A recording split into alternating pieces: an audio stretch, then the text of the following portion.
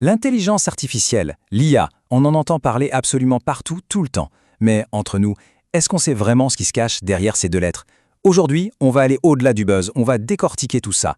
L'objectif, c'est pas de devenir des experts en code, non, mais c'est de vraiment piger l'impact énorme que ça a sur notre monde. Cette analyse, elle est pensée pour vous donner des clés de compréhension solides, que ce soit par simple curiosité ou même dans un cadre de formation. Alors, voilà le programme. D'abord, on va poser les bases, histoire qu'on parle tous le même langage. Ensuite, on plongera dans le cœur du réacteur, les enjeux humains, les questions éthiques. Après ça, on élargira le champ pour voir les impacts sur la société et sur l'environnement. Puis, on s'aventurera sur un terrain un peu plus philosophique, avec ce qu'on appelle la colonisation de l'esprit.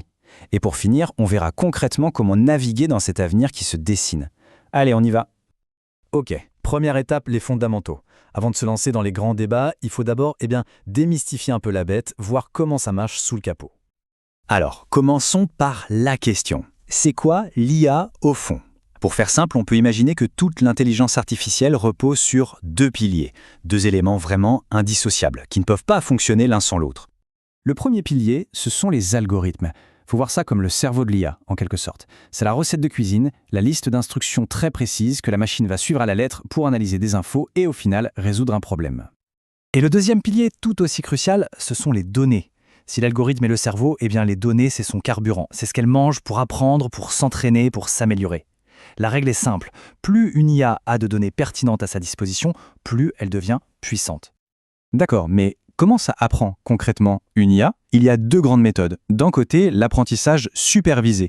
Là, c'est comme si on était son prof. On lui donne des données déjà triées avec des étiquettes. Par exemple, des milliers de photos en lui disant « ça c'est un chat, ça c'est un chien ». Et de l'autre côté, il y a l'apprentissage non supervisé. Là, c'est tout l'inverse. On lui donne une montagne de données en vrac et on lui dit « débrouille-toi, trouve des motifs intéressants ». C'est une approche beaucoup plus exploratoire où la machine peut découvrir des liens que nous, les humains, on n'avait même pas vus. Et la technologie qui a vraiment tout changé ces dernières années, ce sont les réseaux de neurones artificiels.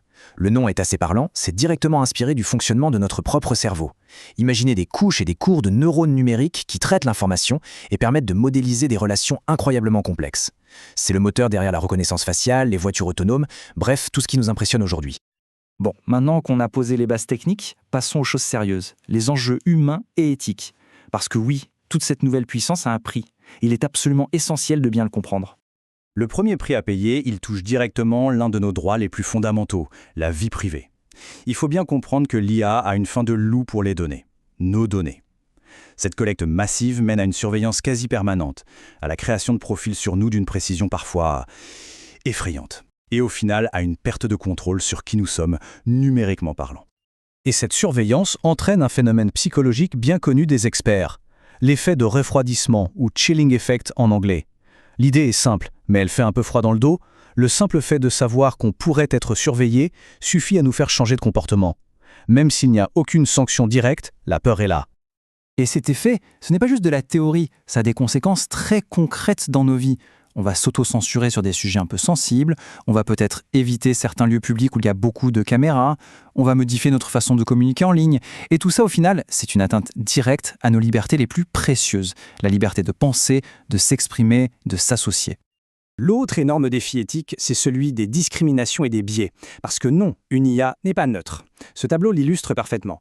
D'un côté, on a un problème qui semble purement technique. Par exemple, un logiciel de reconnaissance faciale moins performant sur les femmes ou les personnes de couleur.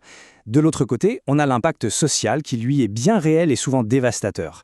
Ça peut être un algorithme de recrutement qui écarte systématiquement les CV de femmes ou un système bancaire qui refuse un crédit à cause d'un code postal. Le problème, c'est que l'IA ne fait pas que refléter nos propres préjugés.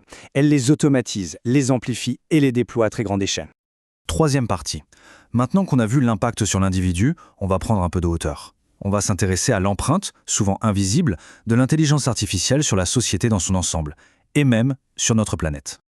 Parlons d'abord des fameuses bulles informationnelles. Le mécanisme est assez simple en 3 étapes. Premièrement, les algorithmes analysent tout ce qu'on fait en ligne pour nous proposer du contenu qui va nous plaire, qui va nous faire réagir. Deuxièmement, ça se manifeste partout, nos fils d'actualité, nos résultats de recherche, tout devient personnalisé à l'extrême. Et troisièmement, la conséquence directe de tout ça, on se retrouve enfermé dans nos propres opinions, on s'isole intellectuellement, et ça mène à une polarisation de la société qui rend le débat démocratique de plus en plus difficile. Et puis il y a l'impact environnemental. Ça peut paraître abstrait, mais les chiffres sont bien là. Une seule requête sur un grand modèle de langage, c'est environ 1,5 g de CO2. Pour se faire une idée, c'est l'énergie nécessaire pour chauffer une tasse d'eau. Bon, pris comme ça, on se dit que ce n'est pas grand-chose. Mais le vrai problème, c'est l'effet cumulé. Maintenant, mettons ça à l'échelle d'une petite entreprise. Imaginez 100 employés qui font chacun 20 requêtes par jour. Sur une année, on arrive à 660 kg de CO2. C'est l'empreinte carbone de la production d'environ 66 hamburgers. Tout de suite, ça devient beaucoup moins anodin. Et pour que ce soit encore plus parlant, ces 660 kg de CO2, c'est l'équivalent d'un trajet de 3300 km en voiture. C'est comme faire un aller-retour Paris-Moscou. Ça nous rappelle que derrière le mot « cloud », qui sonne si léger, il y a des infrastructures bien réelles, des data centers qui consomment une énergie folle. On attaque la 4e partie, et là on entre dans un enjeu peut-être encore plus profond, plus philosophique, la colonisation de l'esprit. C'est une bataille qui se joue pour notre attention, et plus encore, pour notre façon même de penser. L'expression est du philosophe Marc Hunyadi. Il parle du champ de bataille de l'esprit humain.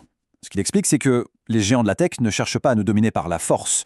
C'est beaucoup plus subtil. Ils cherchent à obtenir notre docile collaboration. En gros, on leur ouvre nous-mêmes les portes de notre esprit. Pour comprendre ce mécanisme, on peut reprendre un concept du philosophe Herbert Marcuse, la désublimation répressive. Le mot est compliqué, mais l'idée telle qu'elle est expliquée ici est très simple.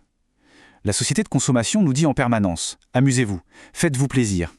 Mais c'est un piège. C'est le scroll infini sur les réseaux qui nous donne une satisfaction immédiate, mais qui nous empêche de lever la tête et de remettre en question le monde qui nous entoure. On pense être libre, mais en réalité, on est maintenu dans un état de divertissement qui étouffe l'esprit critique.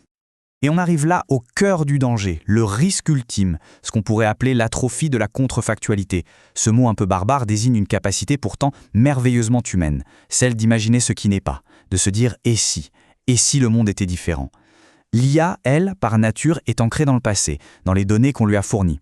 Le risque, à force de s'immerger dans son univers, c'est d'atrophier ce muscle de l'imagination, cette capacité à concevoir des alternatives, qui est pourtant le moteur de tout progrès. 5e et dernière partie. Après ce tableau qui peut sembler un peu sombre, la question est qu'est-ce qu'on fait ? Comment naviguer dans cet avenir ? L'idée, ce n'est évidemment pas de rejeter l'IA en bloc, mais bien de comprendre ses limites pour s'en servir intelligemment. Alors, concrètement, quand est-ce qu'il faut se méfier ?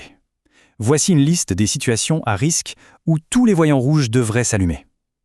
Tout ce qui est citation, référence, chiffres, faits précis, et bien sûr toutes les informations sensibles sur la santé ou le travail. Il faut garder en tête une chose essentielle, l'IA ne comprend pas le monde. Elle ne fait que calculer des probabilités pour générer une suite de mots qui semblent plausibles. Un expert a dit qu'elle rêve l'information. L'image est belle et très juste. Donc, la règle d'or, on vérifie tout, systématiquement. Et on lui fait jamais, au grand jamais, une confiance aveugle. Et pour conclure, cette citation de The Economist qui laisse songeur et donne un peu le vertige. Les limites de l'IA seront seulement les lois de la physique. Pensez-y. Aujourd'hui, on parle de ses limites techniques, de ses biais. Mais si, à terme, ces seules véritables limites sont celles de l'univers lui-même, quel avenir sommes-nous en train de construire ? La question reste ouverte.